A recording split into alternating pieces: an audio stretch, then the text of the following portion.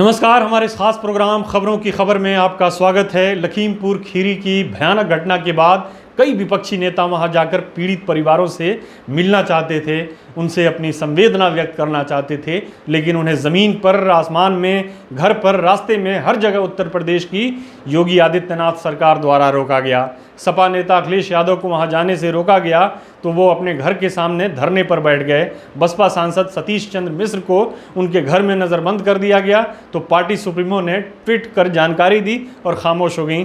छत्तीसगढ़ के मुख्यमंत्री भूपेश बघेल को एयरपोर्ट से बाहर नहीं जाने दिया गया। पंजाब के कई कांग्रेसी नेताओं को हरियाणा और उत्तर प्रदेश की सीमा पर रोक दिया गया। लेकिन इस पूरे घटनाक्रम में जो नाम सबसे अधिक चर्चा में रहा वो है प्रियंका गांधी वाड्रा का। प्रियंका के दो छोटे छोटे वीडियो सोशल मीडिया पर वायरल हुए, जिनमें उनका रास्ता रोके जाने और उन्हें हिरासत में लिए जाने पर वो पुलिस वालों से गुस्से में बहस करती दिख रही हैं।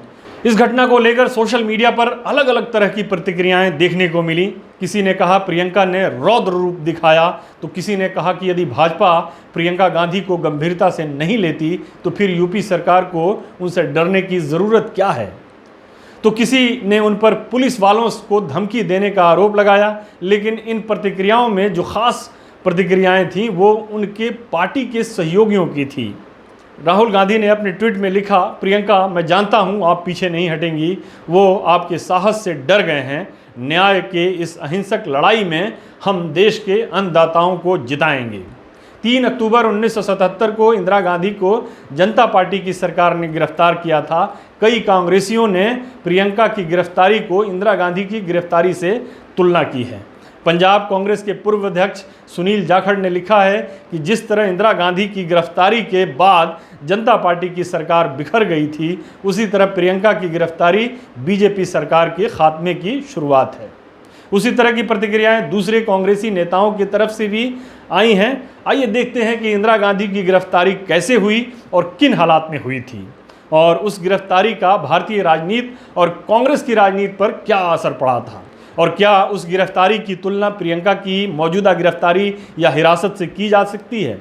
1977 के आपातकाल के बाद 16 से 20 मार्च के बीच हुए लोकसभा चुनाव में कांग्रेस बुरी तरह से हार गई थी। इंदिरा गांधी खुद भी रायबरेली से हार गई थीं। उनके करीबी लोगों का कहना था कि वो उस हार से इतनी निराश हो गई थीं, इतनी दुखी हो गई थी कि उन्होंने राजनीति छोड़ने का फैसला तक कर लिया था। लेकिन 2 महीने बाद जुलाई 1977 में बिहार के बेलछी गांव में ऊंची जात के जमींदारों द्वारा दलितों का नरसंहार किया गया था। इंदिरा गांधी उस गांव में पहुंचने के लिए ट्रेन, जीप, पैदल और हाथी की सवारी की थी, और कहा जाता है कि कांग्रेस को पुनर्जीवित करने का इंदिरा गांधी का ये पहला कदम था। दूसरा और उससे बड़ा अवसर खुद जनता सरकार ने 3 महीने बाद उन्हें गिरफ्तार करके दे दिया। कई महीनों तक हाँ और ना के दरमियान लटके रहने के बाद मोरारजी देसाई सरकार ने 3 अक्टूबर 1977 को बिना किसी पूर्व चेतावनी के इंदिरा गांधी और उनके कैबिनेट के 4 सदस्यों को भ्रष्टाचार के आरोप में गिरफ्तार कर लिया था। इंदिरा गांधी ने जमानत लेने से इनकार कर दिया था, जिसके बाद उन्हें पुलिस की हिरासत में भेज दिया गया था। उन्होंने गिरफ्तार करने आए पुलिस वालों से जोर देकर कहा था कि उन्हें हथकड़ी लगाकर जेल ले जाया जाए, लेकिन पुलिस ने उनकी इस इच्छा को पूरा नहीं किया। शायद उस समय नेताओं के हाथ में हथकड़ी जनता को पसंद नहीं थी। जॉर्ज फर्नांडिस की हथकड़ी वाली इस तस्वीर को कौन भूल सकता है, इंदिरा गांधी तो बिल्कुल ही नहीं भूल सकती।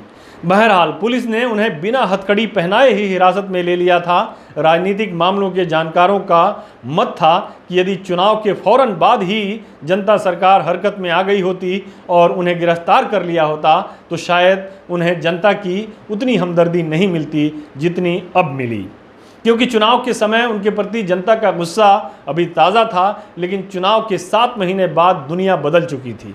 गिरफ्तारी से पहले उनकी जनसभाओं में उमड़ने वाली उत्साहित भीड़ उसका प्रमाण थी।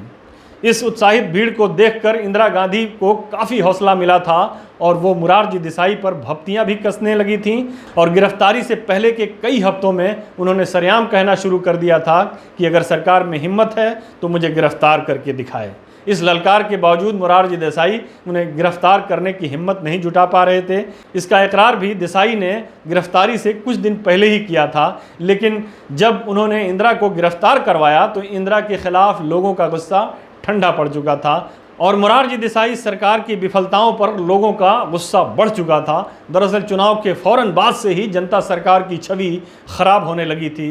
महंगाई बेलगाम थी। मई महीने के मध्य तक ऑर्गेनाइज सेक्टर की तकरीबन 2 लाख मजदूर हड़ताल पर थे।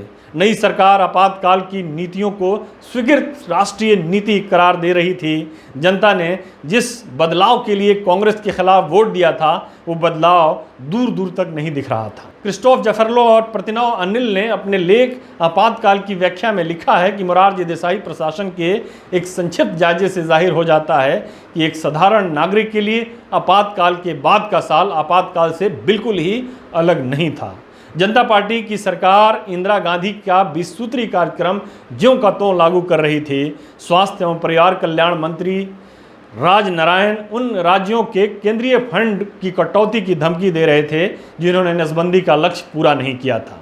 जाहिर है इमरजेंसी के दौरान, आपातकाल के दौरान नसबंदी एक बड़ा मुद्दा था और इसको विपक्षी पार्टियों ने एक बड़े मुद्दे के तौर पर भुनाया था। पूरे भारत में नई सरकार के खिलाफ असंतोष बढ़ने लगा था। इंदिरा गांधी इस मौके को हाथ से जाने नहीं देना चाहती थी।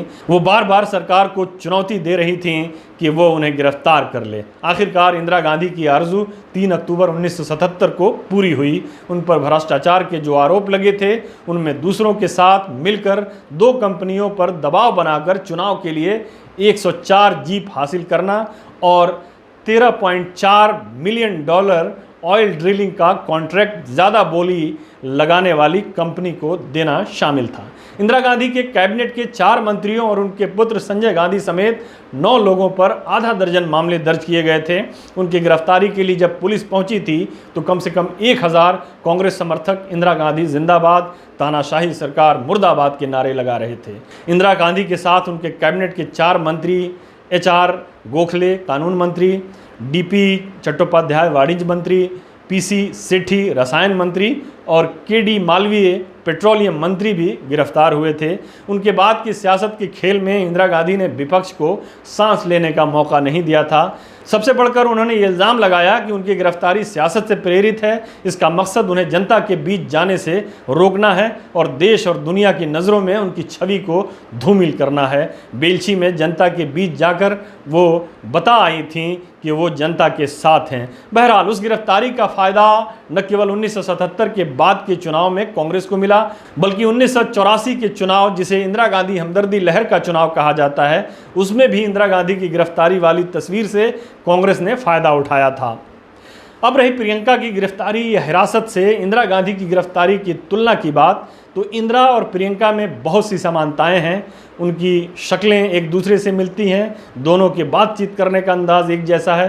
प्रियंका कोशिश करती हैं कि वो अपनी दादी जैसी दिखें। जहाँ तक उससे आगे की समानता की बात है तो प्रियंका को अभी अपने आप को साबित करना है कि उनमें भी अपनी दादी वाली सियासी सूझबूझ है। 77 में जब इंदिरा ने कांग्रेस को पुनर्जीवित किया था तो कांग्रेस की हालत आज जैसी नहीं थी। कांग्रेस सत्ता से बाहर रहते हुए भी देश की सबसे बड़ी सियासी पार्टी थी। आज कांग्रेस को छोटे छोटे विपक्षी दल भी बीजेपी के खिलाफ विपक्षी एकता की कमान देने के लिए तैयार नहीं है। दूसरी बात, इंदिरा गांधी ने सरकार को ललकार कर अपनी गिरफ्तारी करवाई थी। प्रियंका ने अभी तक वैसी हिम्मत नहीं दिखाई है। लखीमपुर खीरी में ज़रूर उन्होंने अपनी दादी की हल्की सी झलक दिखलाई है, लेकिन इस झलक को वो कितनी देर और दूर तक बरकरार रखती हैं ये देखने वाली बात होगी। हाँ, उस समय और आज में भी एक समानता ज़रूर है। उस समय भी जनता सरकार कई मोर्चों पर फेल हो रही थी, आज भी सरकार कई मोर्चों पर नाकाम है। लेकिन चूँकि इस सरकार को चैलेंज करने के लिए कोई इंदिरा गांधी नहीं है, इसलिए अपनी तमाम नाकामियों के बावजूद भी ये सरकार मजबूत पीठ पर खड़ी दिख रही है। आज के लिए इतना ही। अपना ख्याल रखें, खुश रहें, खुदा हाफ़िज़। हमारे साथ जुड़ने के लिए आपका शुक्रिया। हमारा वीडियो पसंद आए तो इसे लाइक करें, हमारे चैनल को सब्सक्राइब करें और कमेंट बॉक्स में जाकर अपनी राय ज़रूर दें।